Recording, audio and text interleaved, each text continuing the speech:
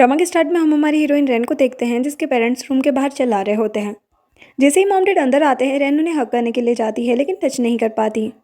तभी वो खुद की ही बॉडी को देखती है और उसके मॉम डैड काफ़ी ज़्यादा रो रहे होते हैं क्योंकि उनकी बेटी अब मर चुकी होती है।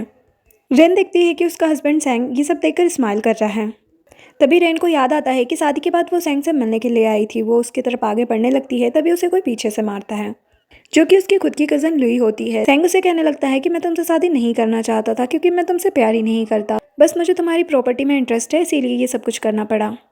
और लुई भी कहने लगती है कि मुझे ये सब कुछ करना पड़ा क्योंकि ग्रैंडपा ने सारी प्रॉपर्टी तुम्हारे नाम जो कर दी। और यहाँ पर सैंग उसे गुड बाय बोलकर स्टेप कर देता है और रैन के साथ अपनी फ़ोटो को फेंक कर उसे तोड़ भी देता है और लुई को किस करने लगता है। ये सब याद करके रैन अपने पेरेंट्स से कहने लगती है कि सैंग ने मुझे मारा है, आप प्लीज़ यहाँ से जल्दी चले जाओ वरना ये आप लोगों को भी नहीं छोड़ेगा। लेकिन तभी टाइम पीछे जाने लगता है और रैन उस टाइम पर आ जाती है जब उसकी शादी नहीं हुई थी। रैन कहने लगती है कि क्या मैं दोबारा जिंदा हो गई। उसकी फ्रेंड सू कहती है कि क्या बकवास कर रही हो, हमारी कार का एक्सीडेंट हो गया है। रैन बाहर निकलती है, उसे सब कुछ याद करके चक्कर आ रहे होते हैं। सू कहती है कि तुम ठीक तो हो ना। तभी पीछे से हमारा हीरो हान चिल्लाने लगता है कि अगर कार ड्राइव करना नहीं आती तो क्यों करती हो। सू कहती है कि वो तुम थे जिसने हमारा एक्सीडेंट किया है। हान कहता है कि मैं अभी आता हूँ। लेकिन यहाँ पर रैन तो हान को देखकर स्माइल कर रही होती है क्योंकि पास्ट में जब रैन की शादी होने वाली थी तब हान ने उससे कहा था कि तुम सैंग से शादी मत करो क्योंकि उसे सिर्फ तुम्हारी प्रॉपर्टी में इंटरेस्ट है। लेकिन उस टाइम पर रैन ने हान की कोई भी बात नहीं सुनी थी और कहने लगती है कि अच्छा तो फिर मैं किससे शादी करूं। तो हान कहता है कि मुझसे कर लो, मैं तुमसे बहुत ज़्यादा प्यार करता हूं। लेकिन रैन उससे कहती है कि अपनी बकवास बंद करो और वहाँ से चली जाती है। प्रेजेंट में हान उससे कहने लगता है कि मैं जानता हूँ कि मैं बहुत ज़्यादा हैंडसम हूँ लेकिन ऐसे घूरने की ज़रूरत नहीं है। तो सू कहने लगती है कि क्या बकवास कर रहे हो, ये तुम्हें क्यों घूरेगी भला। लेकिन रैन तो उसके क्लोज जाकर कहने लगती है कि हाँ तुम बहुत ही ज़्यादा हैंडसम हो इसीलिए तो तुम्हें देखते ही मुझे प्यार हो गया और अब शादी भी तुमसे ही करूँगी। सू रैन से कहने लगती है कि पहले तुम हॉस्पिटल चलो। तो हान कहता है कि हाँ बिल्कुल, लगता है इसका दिमाग ख़राब हो गया है और वो अपना क्रेडिट कार्ड देकर कहता है कि अच्छे से इलाज करवा लेना। लेकिन रैन कहने लगती है कि नहीं, इसे तो मैं शादी का तोहफा समझूंगी। और फिर सू रैन को लेकर वहाँ से चली जाती है और हान कहने लगता है कि तुम मुझे और भी ज़्यादा अट्रैक्ट कर रही हो। रास्ते में रैन के पास सैंग का कॉल आता है, कहता है कि तुम अपनी फ्रेंड के साथ एंजॉय कर रही हो ना। रैन को तो उस पर बहुत ही गुस्सा आ रहा होता है लेकिन वो कुछ नहीं कहती। इधर सैंग अपनी गर्लफ्रेंड लुई के साथ होता है और इधर रैन अपनी फ्रेंड सू से कहती है कि तुम भी जिंदा हो क्योंकि प्रीवियस लाइफ में सू ने सुसाइड कर लिया था। सू कहने लगती है कि मुझे भला क्या होगा, तुम क्या बके जा रही हो। जिसके बाद रैन अपने घर पर पहुंचती है और यहाँ पर अपने पेरेंट्स को देखकर पास्ट की बातों को याद करके काफ़ी ज़्यादा इमोशनल हो जाती है और अपनी मॉम को हक कर लेती है। मॉम पूछती है कि क्या हुआ है तुम्हें। तो वो कहती है कि मैं सैंग से शादी नहीं करना चाहती हूँ। डैड कहते हैं कि तुम मना कैसे कर सकती हो जबकि तुम खुद ही सैंग से शादी करना चाहती थी और सैंग को तुम्हारे लिए तुम्हारे ग्रैंडपा ने पसंद किया था। रैन कहती है लेकिन डैड आपको पता नहीं, सैंग को सिर्फ हमारी प्रॉपर्टी चाहिए, मैं नहीं। वो बहुत ही बुरा इंसान है, आप मुझ पर भरोसा करो। तो डैड कहते हैं कि ठीक है, जैसी तुम्हारी मर्जी। इधर हान कसिनो में होता है तभी उसे बैंक से मैसेज आता है कि आपका अकाउंट खाली हो चुका है। उसका फ्रेंड कहने लगता है कि तुम्हारी तो गर्लफ्रेंड भी नहीं है तो ये कैसे हो गया। हान कहता है कि मेरी होने वाली वाइफ ने शॉपिंग की है। फ्रेंड कहता है कि क्या बकवास कर रहे हो। वो कहता है कि सच में मैं जल्दी शादी करने वाला हूँ। जिसके बाद रैन सो रही होती है तभी उसे हान का कॉल आता है और कहता है कि मैं तुम्हारे घर के बाहर हूँ। वो बाहर आती है तो उससे कहने लगता है कि मैंने तुम्हें मेंटल ट्रीटमेंट के पैसे दिए थे, शॉपिंग के नहीं। रैन कहती है कि मैंने भी तो कहा था कि मैं शादी का तोहफा समझ कर रख रही हूँ। हान कहता है कि अगर तुम सच में मुझसे शादी करना चाहती हो तो सैंग का क्या होगा। वो कहती है कि उसे तो मैं संभाल लूँगी, तुम्हें टेंशन लेने की ज़रूरत नहीं है और शादी के बाद डैड का प्रोजेक्ट भी तुम्हें ही मिलेगा। हान कहता है कि ये बात याद रखना। नेक्स्ट डे रैन के अंकल और उनकी बेटी लुई आई होती है। तभी यहाँ पर रैन आती है और लुई उसके सामने अच्छा बनने का नाटक करते हुए उसे टी देने लगती है। लेकिन रैन को तो सब कुछ पता था इसलिए जानबूझकर टी लुई के हाथों पर गिरा देती है। ऊपर से थप्पड़ भी लगा देती है और कहती है कि तुम्हें पता भी है कि ये कप कितने का था। गुस्से में अंकल और लुई वहाँ से चले जाते हैं और उसके डैड तो देखते ही रह जाते हैं और फिर अपनी बेटी से कहने लगते हैं कि आज तो तुमने कमाल कर दिया, मुझे तो पता ही नहीं था कि तुम गुस्सा भी कर सकती हो। तभी रैन को उसकी फ्रेंड सू का कॉल आता है और कहने लगती है कि आज पार्टी है, तुम आओगी नहीं क्या। रैन कहती है क्यों नहीं, इस बार मैं पार्टी में आने वाली हूँ। डैड कहते हैं लेकिन तुम्हें तो पार्टीज पसंद नहीं है ना। रैन कहती है कि डैड मैं काफ़ी बदल चुकी हूँ। नेक्स्ट दिन में पार्टी में सैंग और लुई काफ़ी क्लोज होते हैं तभी यहाँ पर रैन आती है। रैन को देखकर सैंग कहने लगता है कि तुम यहाँ। रैन कहती है क्यों, मैं नहीं आ सकती क्या। सैंग कहता है मेरा ऐसा मतलब नहीं है, तुम तो आ सकती हो। रैन पूछने लगती है कि तुम दोनों यहाँ पर क्या कर रहे हो। लुई कहती है कि सैंग मुझे कुछ बिजनेसमैन से मिलवाने लाया है। रैन कहती है अच्छी बात है लेकिन इतना क्लोज होने की क्या ज़रूरत है। लुई कहने लगती है तुम कभी भी ऐसी पार्टीज में आई नहीं ना, इसीलिए शायद तुम्हें पता नहीं होगा। लेकिन रैन तो उसे थप्पड़ लगा देती है और कहती है कि ये तुम्हारे होने वाले जीजू है तो बेटर होगा कि तुम इनसे दूर रहो। रैन की फ्रेंड सू तो उससे काफ़ी ज़्यादा इंप्रेस हो जाती है उसका ये बदला हुआ रूप देखकर। सेंग रेन के पास आकर कहता है कि चलो साथ में चलते हैं। तभी यहाँ पर हान आता है और कहने लगता है कि मेरा कार्ड कब देने वाली हो। रेन कहती है क्यों, क्या उसमें और भी पैसे हैं। हान उसके क्लोज जाते हुए कहने लगता है कि क्या तुम्हें मुझसे सच में प्यार हो गया है। तो रेन कहती है कि हाँ। तभी यहाँ पर सेंग आता है और हान को देखकर कहता है कि आप भी आए हैं। हान कहता है कि हाँ और सेंग के सामने जानबूझकर रेन से कहता है कि तुम बहुत ज़्यादा प्रिटी लग रही हो। ये बोलकर चला जाता है। तभी यहाँ पर लुई आती है और कहने लगती है कि यहाँ पर ऑक्शन भी है, क्या तुम लोगों को चलना नहीं है। रेन उसके नेकलेस को देखकर कहने लगती है कि बहुत ही ज़्यादा सुंदर लग रहा है, किसने दिया। रेन को अच्छे से पता था कि ये सेंग ने ही दिया है, इसलिए जानबूझकर कहने लगती है कि आज तो मुझे रिंग लेनी है। सेंग सोचने लगता है कि आखिर रेन को हो क्या गया है, इसे तो पहले ज्वेलरीज बिल्कुल भी पसंद नहीं थी। जिसके बाद ऑक्शन स्टार्ट होता है जहाँ पर एक रिंग आती है जो कि बहुत ज़्यादा सुंदर थी और उस रिंग को हान खरीदना चाह रहा होता है, लेकिन उस रिंग को रेन भी खरीदना चाह रही होती है, लेकिन इतनी ज़्यादा एक्सपेंसिव थी। तो सेंग कहता है कि रहने भी दो, कोई और खरीद लेना। हान उसे कहने लगता है कि क्या बात है, वैसे तो तुम शादी करने जा रहे हो रेन से और अपनी होने वाली वाइफ को एक गिफ्ट भी नहीं दे सकते हो।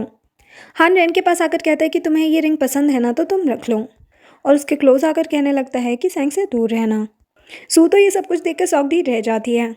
रेन रास्ते में भी उस रिंग को ही देखे जा रही थी। सेंग कहने लगता है कि मुझे नहीं लगा था कि तुम हान का गिफ्ट एक्सेप्ट करोगी। रेन कहती है कि मैंने तो तुम्हें ही खरीदने के लिए कहा था, लेकिन तुमने तो मना ही कर दिया था। जिसके बाद सेंग रेन को घर ड्रॉप करता है। यहाँ पर हान भी पहुँच जाता है।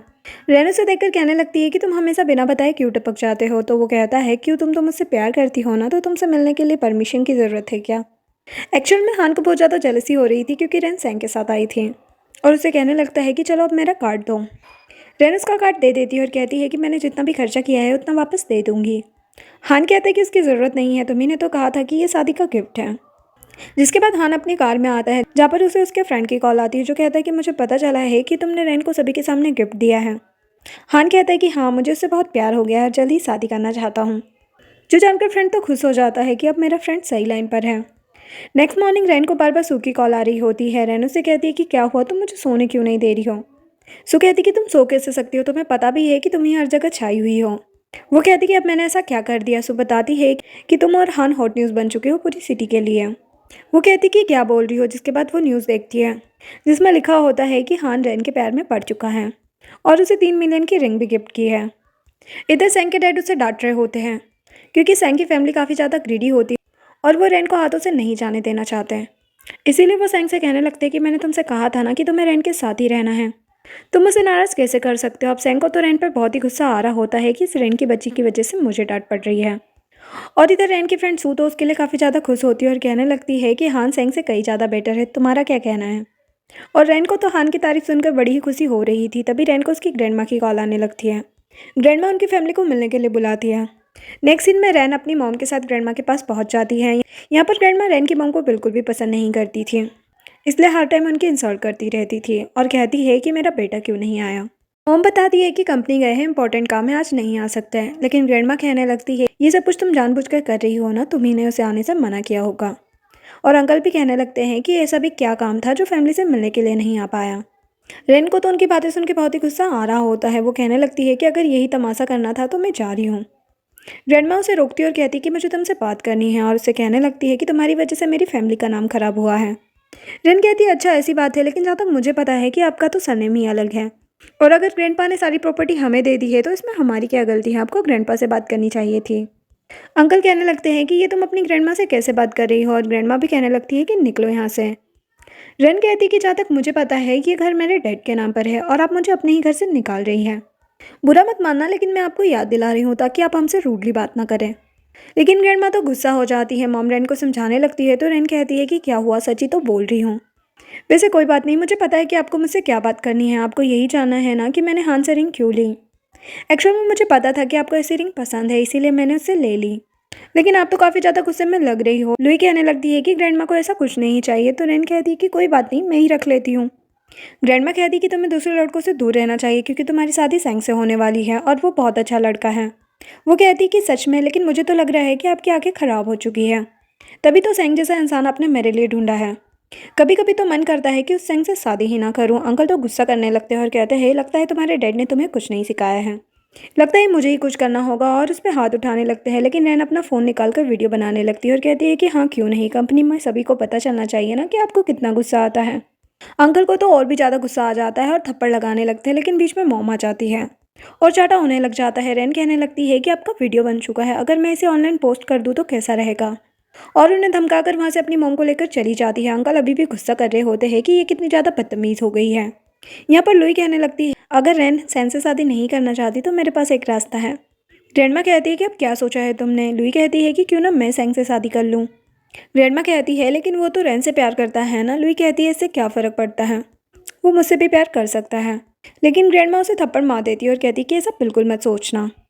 घर आकर मॉम तो अपनी बेटी से काफ़ी ज़्यादा इंप्रेस हो जाती है और कहने लगती है कि मैंने कभी नहीं सोचा था कि तुम इतनी ज़्यादा स्ट्रांग बन जाओगी। आज तो तुमने कमाल ही कर दिया। रैन कहने लगती है कि अंकल से दूर रहना वही हमारे लिए सही रहेगा। और उसे याद आता है कि अंकल ने किस तरह उसके डेट को फंसाकर सब कुछ अपने नाम करवा लिया था और वो डेट को मारने आए थे। रैन कहने लगती है कि हमने आपके लिए कितना कुछ किया है और यहाँ पर अंकल रैन को भी मारने लगते हैं। प्रेजेंट में मॉम रैन से कह रही होती है कि तुम्हारे अंकल हमें इसीलिए पसंद नहीं करते क्योंकि ग्रैंडपा ने सब कुछ तुम्हारे डैड के नाम कर दिया था। रैन कहती है हाँ, लेकिन ग्रैंडपा ने ये कुछ सोच कर ही किया होगा ना। वैसे भी अंकल कुछ काम धाम तो करते नहीं हैं, बस हमसे पैसे मांगते रहते हैं। मॉम कहती है कि कोई बात नहीं, इतना तो कर ही सकते हैं, आखिर वो तुम्हारे डैड के भाई हैं। लेकिन रैन को तो अंकल पर बहुत ही गुस्सा आ रहा होता है। तभी यहाँ पर डैड आ जाते हैं। मॉम कहने लगती है कि आज जल्दी आ गए। डैड कहते हैं कि हाँ, सैंग की फैमिली ने घर पर बुलाया है शादी के बारे में बात करने के लिए। मॉम कहती है लेकिन रैन तो ये शादी नहीं करना चाहती। रैन कहती है कि हाँ, लेकिन खेलने में क्या जाता है, हम भी उनके साथ वैसा ही करेंगे जैसा वो हमारे साथ करना चाहते थे। जिसके बाद दोनों फैमिलीज मिलती हैं। यहाँ पर सैंग की मॉम रैन से बहुत ही प्यार से बात कर रही होती है और कहती है कि तुम तो मेरी बेटी जैसी हो, तुम्हें कुछ भी खाना हो तो मुझे बता देना। जो सुनकर रैन याद करती है कि कैसे सैंग की मॉम शादी के बाद उसे परेशान करती थी और पोता पोती करने के चक्कर में रैन को कुछ न कुछ पिलाती रहती थी। फिर घर के अंदर आकर रैन देखती है कि घर में कितने सारे कैमरे हैं। जिसके बाद सैंग के डैड कहते हैं कि हमें बस ये चाहिए कि बच्चों की जल्दी से जल्दी शादी हो जाए। रैन के डैड कहते हैं कि हाँ, मैं भी यही चाहता हूँ। सैंग के डैड पूछने लगते हैं कि आपको डाउरी में क्या चाहिए। रैन के डैड कहते हैं हमारा सब कुछ तो हमारी बेटी रैन का ही है, बस सैंग हमारी बेटी को खुश रखे, इतना काफ़ी रहेगा। यहाँ पर सैंग और उसकी फैमिली को तो सिर्फ पैसों से मतलब था, इसीलिए सैंग के डैड पूछने लगते हैं कि मुझे थोड़ी हेल्प चाहिए, तो क्या प्रोजेक्ट में इन्वेस्ट कर सकते हैं आप। रैन के डैड तो हाँ बोलने वाले थे, लेकिन रैन उन्हें रोक देती है और कहने लगती है कि मैंने सुना है कि अभी आपकी कंपनी लॉस में चल रही है क्योंकि आपने कुछ ज़्यादा ही पैसे इन्वेस्ट कर दिए हैं। सैंग के डैड कहते हैं कि हाँ, इसीलिए तो हेल्प चाहिए, बस 2 मिलियन का। लेकिन रैन कहती है कि 2 मिलियन कोई छोटी बात तो नहीं होती ना, हमें इस बारे में सोचना होगा। तो सैंग के डैड कहने लगते हैं लेकिन वो पैसे मैं वापस कर दूंगा। रैन कहती है कि फिर तो अच्छी बात है, फिर कोई प्रॉब्लम नहीं, हमें बस कॉन्ट्रैक्ट बनाना होगा। अब बात को संभालने के लिए सैंग के डैड हाँ बोल देते हैं और रैन सोचती है कि अब मैं अपनी फैमिली का फ़ायदा किसी को भी नहीं उठाने दूंगी क्योंकि उसे तो अच्छे से पता होता है कि ये फैमिली सिर्फ पैसों के लिए उनकी शादी करवा रही है। फिर सैंग के डैड कॉन्ट्रैक्ट बनाकर देते हैं कि देख लीजिए। रैन के डैड कहने लगते हैं कि इसकी क्या ज़रूरत है, हम सब फैमिली ही तो है। रैन कहने लगती है कि डैड नहीं देखना चाहते, चलो मैं देख लेती हूँ। और कॉन्ट्रैक्ट देखकर कहती है कि ये आपने कैसा कॉन्ट्रैक्ट बनाया है, इसमें आपने ये तो लिखा ही नहीं कि आप पैसे कब वापस करेंगे, वो भी लिख दीजिए ना। सैंग के डैड कहने लगते हैं कि मैं तो भूल ही गया था। रैन कहने लगती है कि कोई बात नहीं, 6 महीने काफ़ी रहेंगे पैसे वापस लौटाने के लिए। और सैंग से कहती है कि मैं सही कह रही हूँ ना।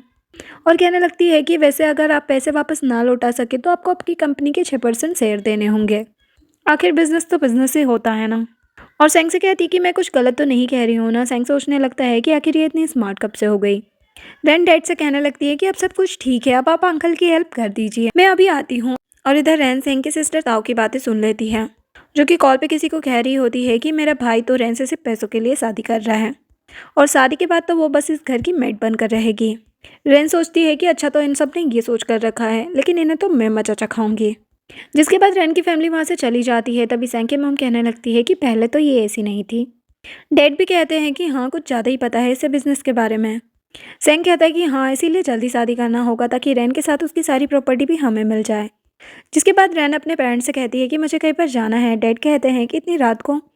रैन कहती है कि हाँ, मेरे फ्रेंड हान ने कुछ ज़्यादा ही ड्रिंक कर ली है तो उसकी हेल्प करने जाना है। जिसके बाद रैन हान को कॉल करती है और कहती है कि क्या बात है, आज तो पूरे दिन तुमने मुझे याद ही नहीं किया। इधर हान क्लब में होता है तो रैन उससे पूछती है कि तुम सच में ड्रिंक कर रहे हो क्या। वो कहता है कि तुम्हें क्या फ़र्क पड़ता है, तुम तो गई थी ना आज सैंग के घर उसे शादी की बात करने के लिए, तो ये बताओ कि शादी कब है और मुझे भी इन्वाइट करोगी ना। एक्चुअल में हान कुछ ज़्यादा ही जेलस हो रहा होता है। रैन कहती है कि तुम्हें कैसे पता चला। कहती है कि छोड़ो ये सब, ये बताओ कि तुम कहाँ पर हो। हान उसे अपने साथ वाली लड़की की आवाज़ सुनाता और कहता है कि मैं तो मज़े कर रहा हूँ। रैन कहती है अच्छा, मैं अभी आती हूँ। और रैन उसी क्लब में पहुँच जाती है। यहाँ पर एक लड़की उससे टकरा जाती है और रैन सीधे जाकर हान की बाहों में गिरती है। हान कहता है तुम ठीक तो हो ना। वो कहती है कि हाँ और फिर कहती है कि मुझे तुमसे कुछ बात करना है। वो कहता है क्यों, सैंग से बात करके तुम्हारा पेट नहीं भरा? वो कहती कि तुम इतना जेलस क्यों हो रहे हो, मैं उससे शादी की नहीं बल्कि पैसों की बात करके आई हूँ। वैसे तुम्हें सैंग के बारे में पता है? हान कहता है कि हाँ बिल्कुल, बहुत ही अच्छा लड़का है, कर लो उससे शादी। रेन कहती है कि बकवास मत करो, बिल्कुल नहीं, तो उसकी सबके सामने इंसल्ट करना चाहती हूँ और मैंने कुछ सोचा भी है। लेकिन हाँ तो अभी भी बहुत ज़्यादा जेलसी में होता है और कहता है कि तुम जाओ यहाँ से, मुझे कुछ नहीं सुनना है। रेन कहती है कि ठीक है, तो फिर मैं किसी और लड़के की हेल्प ले लूँगी। जो सुनकर सीधे लाइन पे आ जाता है और कहता है कि बताओ क्या करना है। रेन कहती है कि ये हुई ना बात, और बताती है कि मेरी मॉम का बर्थडे आने वाला है। उस दिन सभी लोग आएंगे और हमें उस दिन का फ़ायदा उठाकर सेंग और लुई के रिलेशनशिप का एविडेंस इकट्ठा करना है। हान कहता है कि बिल्कुल, वैसे सेंग इतनी आसानी से फंसने वालों में से तो नहीं है, लेकिन मैं संभाल लूँगा। रेन ओके बोलकर चली जाती है, जिसके बाद हान का फ्रेंड कहने लगता है कि तुमने उसे बताया क्यों नहीं कि तुमने तो किसी लड़की को टच भी नहीं किया है। हान कहता है कि क्यों बताता, थोड़ी जेलसी उसे भी तो होनी चाहिए। जिसके बाद रेन अपने घर आकर डैड से कहती है मॉम का बर्थडे आने वाला है तो आपको कुछ स्पेशल करना चाहिए ना। डैड कहते हैं कि हाँ, लेकिन मैं क्या करूँ, तुम्हें कुछ हेल्प करो। रेन कहती है कि हाँ मैं आपकी हेल्प करूँगी। नेक्स्ट मॉर्निंग रेन के पास हान की कॉल आती है, तो कहने लगता है कि बताओ मेरी मदर इन लोग को क्या पसंद है, मैं वही गिफ्ट कर दूंगा। वो कहती है कि क्या बोल रहे हो, अभी हमारी शादी भी नहीं हुई है। तो वो कहता है कि बहुत जल्दी हो जाएगी, और वैसे आज न्यूज़ देखना मत भूलना, मैं तुम्हारे लिए कुछ करने वाला हूँ। कॉल रखने के बाद रेन सोचती है कि पता नहीं अभी ये लड़का क्या करने वाला है। नेक्स्ट सीन में रेन ज्वेलरी शॉप पहुंचती है, जहाँ पर उसकी फ्रेंड सूबी आती है और कहती कि इतनी सुबह सुबह कौन बुलाता है, मैं तो सो ही रही थी। और कहती है कि पता है आज हान का इंटरव्यू आने वाला है। हान इंटरव्यू में बोल रहा होता है कि मेरी लाइफ में ऑलरेडी स्पेशल वन है जिससे मैं जल्दी शादी करने वाला हूँ। सू कहती है कि क्या बात है, सबके सामने तुम्हें प्रपोज कर दिया। तभी यहाँ पर रिंग आती है। सू कहती है कि शादी के लिए है क्या? रेन कहती है कि नहीं, ये मेरी मॉम का गिफ्ट है। सू कहती कि ठीक है, अब मैं चलती हूँ। रेन उससे कहती है कि मैं आज एक लड़के से मिलने वाली हूँ, क्या तुम चलोगी? सू तो तुरंत ही मान जाती है और दोनों लिन नाम के एक लड़के से मिलने जाती है, जो कि एक बिजनेसमैन होता है और हान का कज़न होता है। यहाँ पर सू तो लिन को देखकर ही उस पर फिदा हो जाती है। रेन पूछती है कि क्या खाना है। सू तो बहुत सारा खाना ऑर्डर कर देती है और कहती है कि स्पाइसी खाना होना चाहिए, और स्पाइसी है तो ड्रिंक भी पी लेते हैं। और कहने लगती है कि मैं चाहती हूँ कि मेरे बॉयफ्रेंड को भी स्पाइसी फूड बहुत ज़्यादा पसंद हो। एक्चुअल में ये सब वो लिन को सुना रही थी, क्योंकि उसे अपना बॉयफ्रेंड बनाना चाह रही थी, लेकिन बेचारा लिन तो इतना स्पाइसी खाना नहीं खा पा रहा होता। लेकिन सू को तो उसमें और ज़्यादा इंटरेस्ट आ रहा होता है। तभी यहाँ पर सैंग की सिस्टर ताओ पहुँच जाती है। वो भी लिन के पीछे पड़ी हुई थी, लेकिन लिन उसे बिल्कुल भी भाव नहीं देता। ताओ कहने लगती है कि मैं भी यहाँ पर लंच करने के लिए आई थी अपने फ्रेंड्स के साथ, तुम चलो ना मेरे साथ। लिन कहता है कि नहीं, मैंने ऑलरेडी लंच कर लिया है। लेकिन ताओ तो उसका पीछा नहीं छोड़ रही होती और कहती है कि चलो फिर क्लब चलते हैं ड्रिंक करने के लिए। लेकिन लिन मना कर देता है, तो वो कहने लगती है कि अब मैं किसके साथ जाऊंगी। तो सू उसे फोटो दिखाने लगती है कि देखो तुम्हारे पास बॉयफ्रेंड की कमी थोड़ी ना है। ताऊ गुस्से में उसका फ़ोन ही फेंक देती है। फिर क्या था, सू उससे कम थी क्या, उससे चाटा लगा देती है और फिर दोनों में ही फाइट स्टार्ट हो जाती है। लिन दोनों को रोकने लगता है, लेकिन रेन आकर उसे इशारा कर देती है और फिर दोनों फ्रेंड्स मिलकर अच्छे से ताऊ की पिटाई कर देती है। ताऊ कहने लगती है कि ये तुमने जानबूझकर किया है ना। रेन कहती है कि मैंने तो कुछ भी नहीं किया। सू कहने लगती है कि क्या हुआ, मार खाने के बाद और भी भूख लग रही है क्या? रेन कहती कि बहुत हो गया, अब चलो यहाँ से। घर आकर ताऊ अपने भाई को सब कुछ बता देती है, कैसे रेन ने और उसकी फ्रेंड ने उसकी पिटाई की। तो सेंग रेन को कॉल करता है और कहता है कि ये तुमने क्या किया, तुम कैसे मेरी बहन को मार सकती हो? रेन कहती है कि किसने मारा, मैंने तो कुछ भी नहीं किया। सेंग कहता है कि मैंने अपनी सिस्टर को देखा है, मार खाकर वो कैसी हो गई है। रेन कहती है कि इसका मतलब कि तुम्हें मुझ पर भरोसा नहीं है, अगर ऐसे ही रहेगा तो मैं तुमसे शादी नहीं कर पाऊंगी। तो सेंग तुरंत ही कहने लगता है कि अरे नहीं, ताऊ की ही गलती होगी, और फ़ोन रख देती है। ताऊ कहने लगती है कि मैंने कहा ना कि रेन और उसकी फ्रेंड ने ही मुझे मारा है। लेकिन सेंग तो अपनी सिस्टर को ही चाटा लगा देता है और कहता है कि मेरी रेन से शादी होना बहुत ज़रूरी है, कल चुपचाप बर्थडे पार्टी में माफ़ी मांग लेना। नेक्स्ट दिन पार्टी का होता है, जहाँ पर हान पहुँचता है और रेन के डैड भी हान को काफ़ी पसंद करते थे, क्योंकि वो इतनी कम उम्र में एक सक्सेसफुल बिजनेसमैन जो था। तभी यहाँ पर रेन अपनी मॉम को लेकर आती है। डैड तो मॉम को देखते ही रह जाते हैं और कहते हैं कि आज तो तुम बहुत ही प्रिटी लग रही हो। मॉम तो शर्माने लग जाती है। मॉम के हाथ में रिंग देखकर यान कहने लगता है कि ये रिंग बहुत ही प्यारी है, लेकिन ये इतनी फैमिलियर क्यों लग रही है। सू उससे कहती है कि ये वही रिंग है जो तुमने रेन को दी थी। हाँ, रेन को साइड में लेकर जाता है और कहता है कि तुमने मेरी रिंग मॉम को क्यों दे दी। वो कहती है कि क्या हुआ, वो तुम्हारी फ्यूचर मदर इन लॉ जो है। वो कहता है ठीक है कोई बात नहीं, लेकिन मुझे भी कुछ मिलना चाहिए, जैसे किस। वो कहती है अच्छा मिल जाएगी, लेकिन अभी नहीं। वो कहता है कि कोई देख लेगा इसीलिए ना। तो वो कहती है कि और नहीं तो क्या। रेन वापस पार्टी में आती है, तभी यहाँ पर सैंग की फैमिली भी पहुँच जाती है। ताऊ रेन से माफ़ी मांगने लगती है कि कल मुझसे गलती हो गई थी। रेन कहती है कि कोई बात नहीं, हम फैमिली जैसे ही है, इतना तो चलता है। लेकिन तुमने मेरी फ्रेंड सू का फ़ोन तोड़ दिया था, उसका क्या? सैंग की मॉम भी माफ़ी मांगने लग जाती है और कहती है कि हम नया ला देंगे। सू कहने लगती है कि नया फ़ोन तो मैंने ऑलरेडी ले लिया है आंटी। रेन कहने लगती है कि ताऊ को सू से भी माफ़ी मांगनी चाहिए और ताऊ को मजबूरन ये भी करना पड़ता है। तो वो माफ़ी मांगकर जाने लगती है, लेकिन जानबूझकर रेन उसकी ड्रेस पर हिल रख देती है, जिससे ताऊ को काफ़ी एम्बेरस होना पड़ता है। सेंग उसे जल्दी से कवर करता है।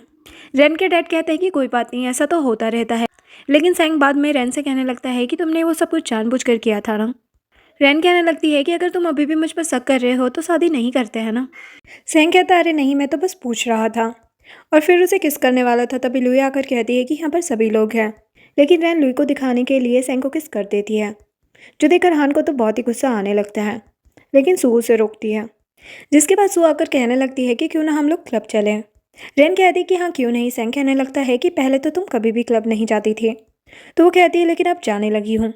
लुई पूछने लगती है कि क्या मैं भी चल सकती हूँ। रेन कहती है कि हाँ बिल्कुल, क्योंकि रेन तो यही चाहती थी। हान रेन को बताता है कि सब कुछ रेडी है। रेन कहती है कि अच्छा है, सब कुछ प्लान के हिसाब से चल रहा है। जिसके बाद सभी क्लब पहुंचते हैं। यहाँ पर सेंग जानबूझकर हान से बात करने की कोशिश करता है, क्योंकि वो उसके साथ प्रोजेक्ट करना चाह रहा होता है, लेकिन हान कहता है कि चलो ड्रिंक करते हैं, और वो अपने फ्रेंड को भी इशारा कर देता है और फ्रेंड सेंग के साथ ड्रिंक करने लगता है और हान और रेन बाहर आकर मिलते हैं। हान पूछता है कि तुमने ड्रिंक को स्पाइक कर दिया था ना। वो कहती है कि हाँ बिल्कुल, अब बहुत मज़ा आने वाला है। हान कहता है लेकिन मुझे मज़ा नहीं आ रहा है, आज तुम मुझे मेरे साथ चाहिए। वो कहती है कि क्या बोल रहे हो। वो कहता है कि तुम सेंग को किस कर सकती हो और मेरे साथ नहीं आ सकती, क्या तुम अपना प्रॉमिस भूल रही हो।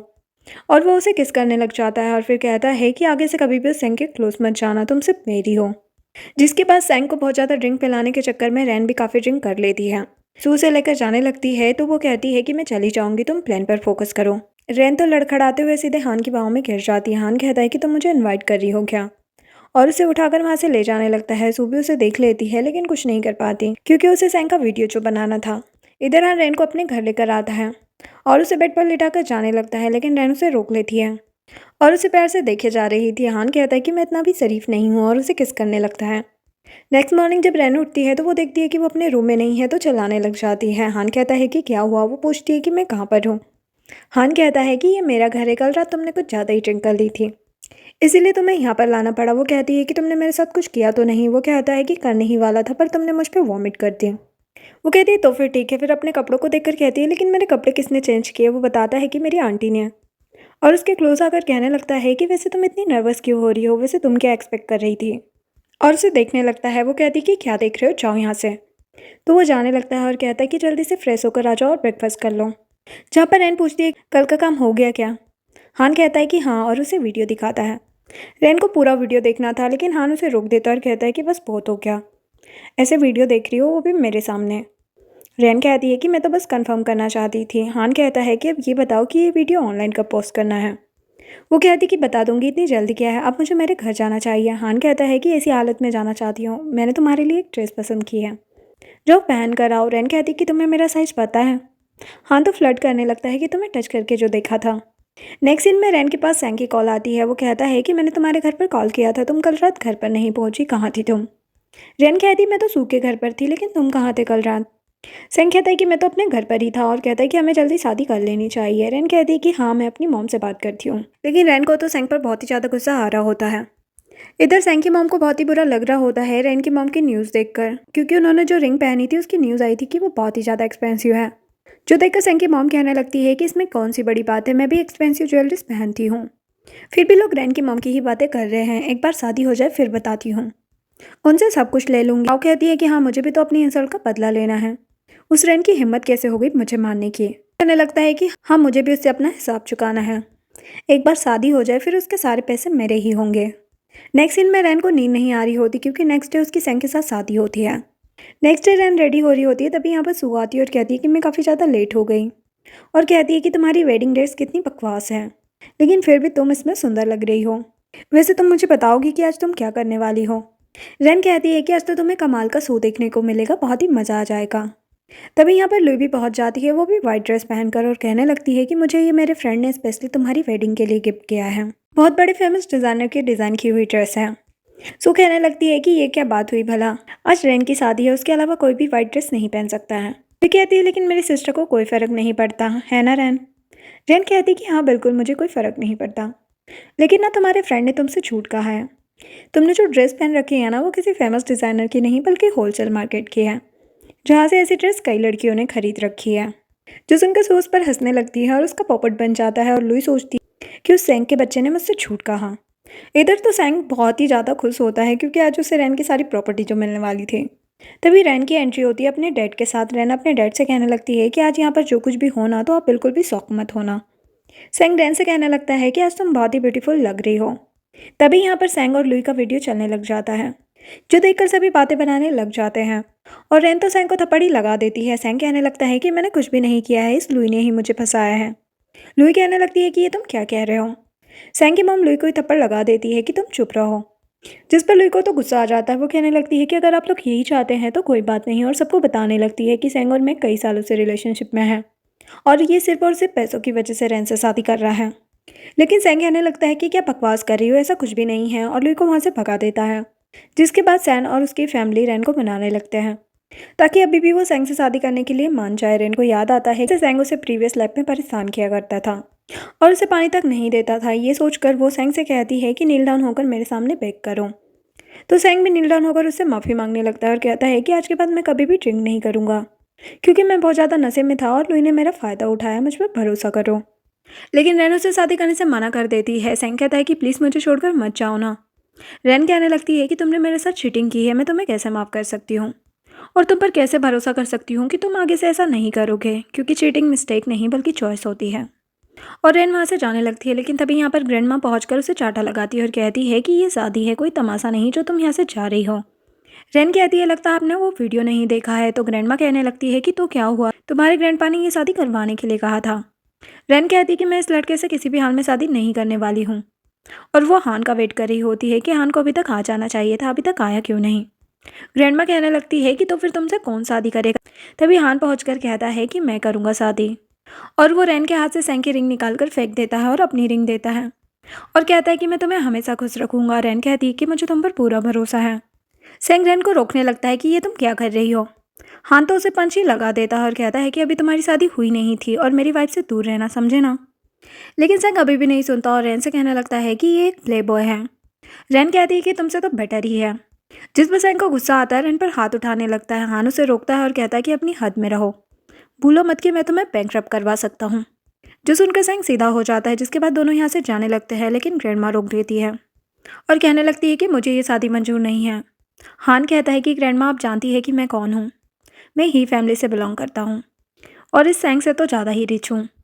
लेकिन फिर भी ग्रैंडमा कहने लगती है कि शादी तो फैमिलीज़ के बीच में होती है और तुम्हारी फैमिली तो है ही नहीं यहाँ पर। तभी यहाँ पर हान के डैड पहुँच जाते हैं और कहने लगते हैं कि ग्रैंडमा बिल्कुल सही कह रही है, सॉरी मैं थोड़ा लेट हो गया। और कहने लगते हैं कि शादी की गिफ्ट के बिना तो शादी हो ही नहीं सकती है ना। और वो गिफ्ट की लिस्ट बताने लगते हैं, साथ ही अपने 35% शेयर रैन को दे देते हैं, जो देखकर सभी बहुत ही इंप्रेस हो जाते हैं। डैड कहते हैं कि और कुछ चाहिए हो तो बता देना। रैन के डैड कहने लगते हैं कि आपने ऑलरेडी मेरी बेटी को बहुत कुछ दे दिया है और दोनों की फैमिलीज मान जाती है। जिसके बाद यान रैन से कहता है कि पहले हम मैरिज सर्टिफिकेट लेने जाएंगे। रैन कहती है कि इतनी जल्दी भी क्या है। वो कहता है क्योंकि अब मैं तुम्हें खुद से दूर नहीं जाने दे सकता हूँ। जिसके बाद दोनों मैरिज सर्टिफिकेट ले लेते हैं। हान मैरिज सर्टिफिकेट लेकर कहने लगता है कि मुझे तुमसे डिवोर्स नहीं चाहिए, ये बात याद रखना। जो सुनकर रैन को याद आता है कि जब प्रीवियस लाइफ में उसने सैंग के साथ मैरिज सर्टिफिकेट लिया था तो सैंग ने उससे मैरिज सर्टिफिकेट लेकर कहा था कि मैं तुम्हें डिवोर्स नहीं दूंगा क्योंकि सारी प्रॉपर्टी मुझे चाहिए। और रैन बहुत खुश होती है कि इस बार उसकी शादी सैंग से नहीं बल्कि हान से हुई है। हान उसे कहता है कि चलो अब ग्रैंड वेडिंग के लिए चलते हैं। नेक्स्ट सीन में हम रैन को वेडिंग ड्रेस में देखते हैं, जिसमें वो बहुत ही प्यारी लग रही होती है। हान भी उसकी तारीफ करता है, लेकिन काफ़ी नर्वस भी हो रहा होता है। रैन कहती है मैंने तुम्हें पहले कभी भी नर्वस नहीं देखा, लेकिन अच्छे लग रहे हो। वो कहता है कि मैं कब से इस दिन का इंतज़ार कर रहा था, देखो ना सभी हमें ही देख रहे हैं। रैन कहती है कि कैसी बातें कर रहे हो, हमारी शादी है तो हमें नहीं देखेंगे तो किसे देखेंगे। लेकिन क्या होगा अगर बाद में तुम मुझसे डिवोर्स ले लोगे। वो कहता है कि ऐसा मत कहो, मैं तुम्हें कभी भी नहीं छोड़ने वाला, बड़ी मुश्किल से तो तुम मुझे मिली हो। जिसके बाद यहाँ पर हान रैन को सभी के सामने प्यार और रिस्पेक्ट देने का प्रॉमिस करता है। पेरेंट्स भी बहुत खुश होते हैं। जिसके बाद वेडिंग नाइट में हान रैन की ड्रेस निकालने में हेल्प कर रहा होता है। रैन कहती है कि जल्दी करो ना। वो कहता है कर तो रहा हूँ, लेकिन वो उसे टच करने लग जाता है। रैन कहती है कि फ्लर्ट मत करो। वो कहता है कि ड्रेस निकाल रहा हूँ तो टच तो होगा ही ना, जाओ मुझे नहीं हेल्प करनी। वो कहती है कि चुपचाप मेरी हेल्प करो। तो वो कहता है कि पहले मुझे हस्बैंड कहो। पहले तो वो मना कर रही होती है, लेकिन वो हेल्प नहीं करता तो फिर उसे प्यार से हस्बैंड बोल देती है। हान तो खुश होकर उसे हक कर लेता है और कहने लगता है कि तुम्हें क्या लगा कि आज की रात मैं तुम्हें जाने दूंगा, कभी भी नहीं। और नेक्स्ट मॉर्निंग भी वो रैन को ही देखे जा रहा था। रैन कहती है कि क्या हुआ है। वो पूछता है कि तुम अच्छे से सो पाए। वो कहती है कि हाँ। वो कहता है लेकिन मैं नहीं सो पाया क्योंकि पूरी रात तुम्हें मिस कर रहा था। वो कहती है कि मैं तो तुम्हारे पास ही थी फिर भी मुझे मिस कर रहे थे। तभी रैन के पास सू की कॉल आती है और कहने लगती है कि कल तुम दोनों तो वहाँ से चले गए थे और बाद में मुझे सबको संभालना पड़ा। अपनी फ्रेंड के साथ ऐसा भी कोई करता है क्या। रैन उससे प्यार से बात करने लगती है और कहती है कि तुम्हें क्या गिफ्ट चाहिए मुझे बता देना। तो सू उसे तुरंत ही माफ़ कर देती है और कहने लगती है वैसे हान कल बहुत ही हैंडसम लग रहा था और तुम दोनों साथ में बिल्कुल परफेक्ट लग रहे थे। हान कहने लगता है thank you sister in law. सू कहती क्या तुम दोनों एक ही बेड पर हो। और मैं तो भूल ही गई थी कि तुम्हारी शादी हो चुकी है। चलो मैं बाद में कॉल करती हूँ तुम एंजॉय करो। हान कहने लगता है चलो ना कुछ करते हैं। रैन कहती है कि तुम फिर से ऐसी बातें लेकर बैठ गए। वो कहता है कि मैं तो सावर लेने का बोल रहा हूँ तुम्हारे घर भी तो जाना है। जब वो लोग घर पहुँचते हैं तो ग्रैंड माँ अभी भी गुस्से में होती है और कहने लगती है कि कल तुम दोनों जल्दी चले गए और आज भी लेट आए हो। मॉम कहने लगती है कि अभी अभी तो उनकी शादी हुई है और आप ऐसे सवाल कर रही हैं। ग्रैंड माँ कहने लगती है कि लुई कंपनी में काम करना चाहती है। अंकल कहते कि हाँ आजकल मेरी बेटी बहुत ही अपसेट रहती है। डैड का तो बिल्कुल मन नहीं होता। लेकिन रैन हाँ बोल देती है और कहने लगती है कि कंपनी में बहुत सारे प्रोजेक्ट पेंडिंग पड़े हैं। अंकल तो खुश हो जाते हैं और सभी लोग वहाँ से चले जाते हैं। उनके जाने के बाद डैड उससे पूछने लगते हैं कि तुमने लुई को आने की परमिशन क्यों दे दी। रैन कहती कि अब मैं कंपनी की डायरेक्टर बन गई हूँ और मैं देखना चाहती हूँ कि लुई कंपनी आकर क्या करना चाहती है। मॉम कहने लगती है कि अभी अभी तुम्हारी शादी हुई है और तुम कंपनी संभालने की बात कर रही हो। अभी तो तुम लोगों को हनीमून पर जाना चाहिए, बच्चे करने चाहिए। क्या कंपनी कंपनी लगा कर रखा है। हान कहने लगता है कि मॉम अभी तो रैन खुद ही बच्ची है। अभी मैं इसे तो संभाल लूँ बाद में हम दूसरे बच्चे के बारे में सोचेंगे। नेक्स्ट दिन में लुई और उसके डैड सैंग के घर पर पहुंच जाते हैं और सैंग से कहने लगते हैं कि तुमने मेरी बेटी की लाइफ ख़राब कर दी है। सैंग की मॉम कहने लगती है कि ये तो हमें कहना चाहिए क्योंकि लुई की वजह से हमारे बेटे की रेपुटेशन ख़राब हो गई है। लुई कहने लगती है लेकिन सैंग मुझसे प्यार करता था और हम शादी करने वाले थे। सैंग कहने लगता है कि तुम्हें क्या मैं पागल दिखाई देता हूँ। मैं तुमसे कभी भी शादी नहीं करना चाहता था। रैन से शादी करना चाहता था क्योंकि उसकी रेपुटेशन थी, उसके पास इतनी सारी प्रॉपर्टी थी। तुम्हारे पास क्या है। मैं तुमसे कोई प्यार व्यार नहीं करता हूँ। सैंग के डैड भी कहने लगते हैं कि मैं आप लोगों को पैसे दे देता हूँ लेकिन तुम्हें ये सभी के सामने कहना होगा कि लुई ने ही मेरे बेटे को फंसाया था। अंकल कहते हैं कि मैं ऐसा नहीं करने वाला और लुई भी कहने लगती है कि मैंने तुम्हें अपना फर्स्ट टाइम दिया और तुम मेरे साथ ऐसे कैसे कर सकते हो। और वो सैंग पर गुस्सा करने लगती है। सैंग उससे कहता है कि कहीं से लग तो नहीं रहा था कि वो तुम्हारा फर्स्ट टाइम था। और सैंग उसे एक वीडियो दिखाने लगता है और कहने लगता है कि ये देखो तुम्हारा फर्स्ट टाइम, बिना मतलब के मेरे गले मत पड़ो और मेरे बारे में किसी को मत बताना वरना ये वीडियो ऑनलाइन पोस्ट कर दूंगा। अब दोनों ही चुपचाप निकल जाते हैं। बाहर आकर अंकल अपनी बेटी से कहने लगते हैं कि हमारे पास प्रॉपर्टी नहीं है इसीलिए हमें कोई भी रिस्पेक्ट नहीं करता है, इसीलिए हमें किसी भी तरह कंपनी को अपने हाथों में लेना होगा। नेक्स्ट दिन में लुई कंपनी पहुंचती है और वहाँ जाकर कहने लगती है कि मैं कंपनी की न्यू डायरेक्टर हूँ। तो वो लड़की बड़े ही रेस्पेक्ट के साथ उसे लेकर जाती है। थोड़ी देर बाद यहाँ पर रैन आती है और अंदर जाने की बात करती है। तो वो लड़की कहने लगती है कि आपके पास अपॉइंटमेंट नहीं है इसलिए आप अंदर नहीं जा सकती। रैन कहती है कि मैं यहाँ की न्यू डायरेक्टर हूँ। वो कहती है कि झूठ क्यों बोल रही हो, ऑलरेडी यहाँ की डायरेक्टर आ चुकी है। रैन कहने लगती है कि पता भी है मैं कौन हूँ। वो कहती है कि आपके जैसी रोज़ यहाँ पर 100 आती है। तभी यहाँ पर मैनेजर आकर रैन से कहता है कि आप लेट हो गई हैं। तभी यहाँ पर लुई भी आ जाती है। वो लड़की तो रैन से माफ़ी मांगने लग जाती है कि मुझे पता नहीं था और लुई ने कहा था कि वो डायरेक्टर है इसीलिए मैं कंफ्यूज हो गई थी। लुई तो उस लड़की को ही उल्टा थप्पड़ लगा देती है और कहने लगती है कि मैंने ऐसा कब कहा था। मैनेजर कहने लगता है कि अगर आप चाहो तो हम इस लड़की को काम से निकाल सकते हैं, लेकिन रैन मना कर देती है और मीटिंग में जाने लगती है। लुई कहती है कि क्या मैं भी चल सकती हूँ, लेकिन रैन को पता था कि ये मीटिंग में भी गड़बड़ी करेगी इसीलिए मना कर देती है। जिसके बाद मीटिंग में रैन अपने आप को इंट्रोड्यूस करती है। सभी लोग काफ़ी खुश होते हैं क्योंकि वो सीईओ की बेटी थी। लेकिन यहाँ पर डायरेक्टर यू उससे पूछने लगता है कि क्या तुमने किसी अच्छी यूनिवर्सिटी से स्टडी की है। यहाँ पर वेल एजुकेटेड लोग ही आने चाहिए। अंकल कहने लगते हैं कि हाँ तुमने बिल्कुल सही कहा। रैन कहती है कि बिल्कुल मेरे बारे में जान लेना, लेकिन पहले अपने बारे में बताओ कि आपने तो टॉप यूनिवर्सिटी से पढ़ाई की है ना, फिर भी कंपनी में कोई भी प्रॉफिट क्यों नहीं दे पा रहे हो। जिसके बाद रैन उसे अपने सर्टिफिकेट दिखाती है। वो कहने लगता है कि लेकिन क्या फ़ायदा, तुम नहीं हो, कुछ कर भी पाओगी क्या। वो कहती है कि वो तो आपको पता चल ही जाएगा, मैं आपकी तरह यहाँ पर टाइम पास करने के लिए नहीं आई हूँ।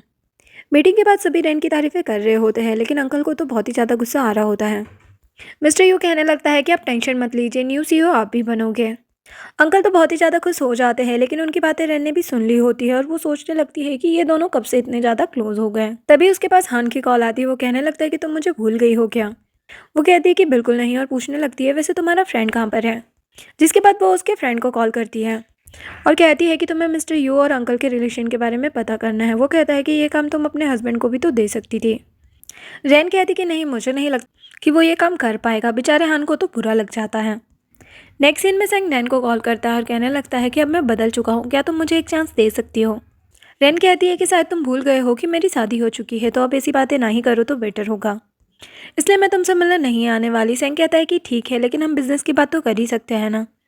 उसके बाद फिर से कॉल आता है। रैन को लगता है कि शायद फिर से सेंग का कॉल होगा, लेकिन ये हान का कॉल होता है। हान कहने लगता है कि अच्छा, अब तुम मुझसे भी मिलने लगी हो क्या।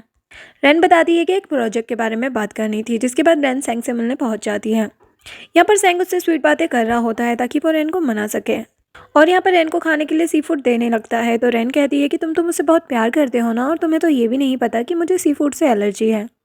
वो कहता है ओ सॉरी, मैं तो भूल गया था, तुम्हें पता है मैं तुमसे बहुत प्यार करता हूँ। लुई ने मुझे फंसाने की कोशिश की थी, तुम मुझसे शादी कर लो ना। रैन कहती कि मैंने कहा ना कि मेरी शादी हो चुकी है, अब प्रोजेक्ट की बात करो। सेंग कहता है कि ठीक है, लेकिन उससे पहले एक ड्रिंक तो कर ही सकते हैं, मुझे माफ़ करने की खुशी में। वो कहती है कि नहीं, मैं कार लेकर आई हूँ, मुझे ड्राइव करके जाना भी है, तुम ही ड्रिंक करो। और वो समझ आती है कि सेंग के पास बात करने के लिए कुछ नहीं है, इसलिए गुस्से से वहाँ से जाने लगती है। लेकिन सेंग उसे रोक लेता है और उसके साथ बदतमीजी करने लगता है और कहने लगता है कि मैं तुम्हें अपना बना कर रहूँगा। लेकिन तभी यहाँ पर हान पहुँच जाता है और सेंग को मारता है, तुम्हारी हिम्मत कैसे है मेरी वाइफ को टच करने की।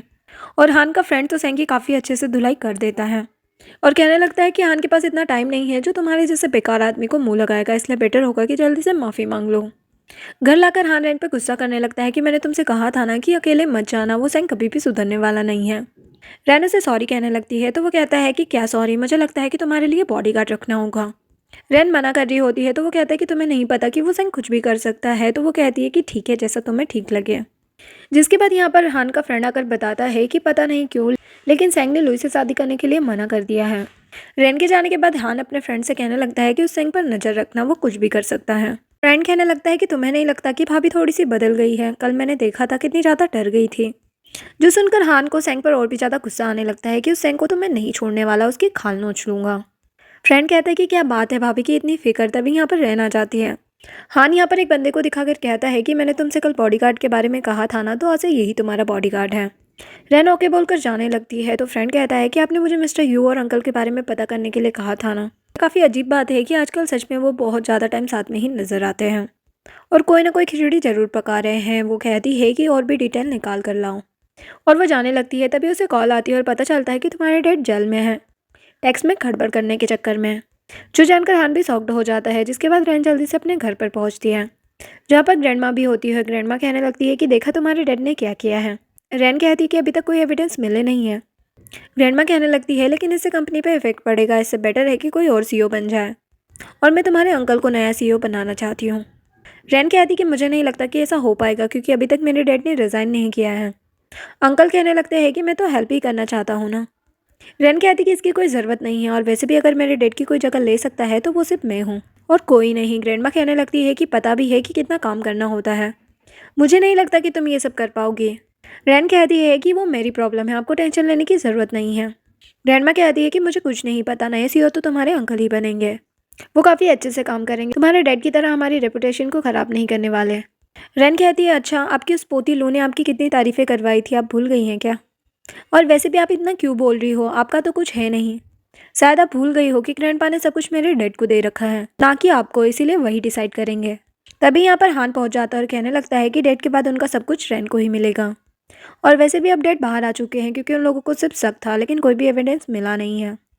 जो जाने के बाद वो लोग तो चुपचाप यहाँ से निकल लेते हैं। उनके जाने के बाद हान रैन को बताने लगता है कि तुमने जो कहा था मैंने पता किया है, अंकल के अकाउंट में डायरेक्टर यू ने बहुत सारे पैसे डाले हैं और उनका मिलना जुलना भी कुछ ज़्यादा ही हो रहा है। ऊपर से लुई भी मिस्टर यू के घर में ही रह रही है। रैन सब कुछ समझ जाती है कि अंकल को पहले से ही डेट का सब कुछ चाहिए, इसीलिए ये सब कुछ वो कर रहे हैं, वो भी उस मिस्टर यू के साथ मिलकर। और पता है डैड ने एक प्रोजेक्ट के लिए उस मिस्टर यू को काफ़ी ज़्यादा पैसे दिए थे, लगता है यहीं से कुछ गड़बड़ हुई है और उन्हें टैक्स में फंसा दिया है। नेक्स्ट सीन में अंकल मिस्टर यू से मिलते हैं। मिस्टर यू कहने लगता है कि क्या हुआ, ऐसे बार बार मिलना ठीक नहीं होगा, और वैसे भी आपके पास कंपनी के शेयर्स नहीं है, वो तो मैंने फैमिली समझकर रखा हुआ था आपको, और रही बात सीईओ बनने की तो मुझे लगता है कि मैं ही बेटर हूँ, आप तो रहने ही दीजिए। अंकल इस पर गुस्सा करने लगते हैं कि मुझे पता ही था कि तुम कुछ ऐसा ही करोगे, और उसे वीडियो दिखाकर धमकाने लगते हैं जिसमें मिस्टर यू बहुत सारी लड़कियों के साथ मज़े कर रहा होता है। अंकल कहते हैं कि अब बताओ कि ये देखकर तुम्हें कौन सीईओ बनाएगा, और तुम्हारी वाइफ भी तुम्हारे साथ नहीं रहने वाली, सीईओ तो मैं ही बनने वाला हूँ, इसलिए अब चुपचाप साइन कर दो। और शेयर ट्रांसफ़र एग्रीमेंट पर साइन करवाकर मिस्टर यू के सारे शेयर अंकल ले लेते हैं। इधर रैन को कॉल आती है कि मिस्टर यू ने सुसाइड कर लिया है। रैन समझ जाती है कि वो ऐसा कभी नहीं कर सकते, इसका मतलब कि मेरे डैड भी प्रॉब्लम में हैं। जिसके बाद रैन जा रही होती है, तभी यहाँ पर सेंग आकर उसे कहने लगता है कि मैं तुम्हारी हेल्प कर सकता हूँ, लेकिन उसके लिए तुम्हें हान से डिवोर्स लेना होगा। वो कहती कि अपनी बकवास बंद रखो, मुझे तुम्हारी हेल्प की कोई ज़रूरत नहीं है। और वो जल्दी से टेरेस पर पहुँचती हैं जहाँ पर अंकल ने डैड को पकड़ कर रखा हुआ था। अंकल डैड को छोड़कर रैन को पकड़ लेते हैं और डैड से कहने लगते हैं कि जल्दी से तुम रिज़ाइन कर दो, वरना तुम्हारी बेटी को मैं मार डालूंगा। रैन कहती है कि डैड ऐसा बिल्कुल मत करना, लेकिन डैड अपनी बेटी को बचाने के लिए साइन करने वाले थे। तभी यहाँ पर हान पहुंचकर डैड को साइन करने से मना करता है और अंकल से कहने लगता है कि बस आपने यहीं तक सोचा है, सीओ बनने से आप ऊपर थोड़ी ना जा सकते हो। अंकल कहते हैं कि क्या मतलब है तुम्हारा। हान कहने लगता है कि मैं आपके लिए एक डील लेकर आया हूँ।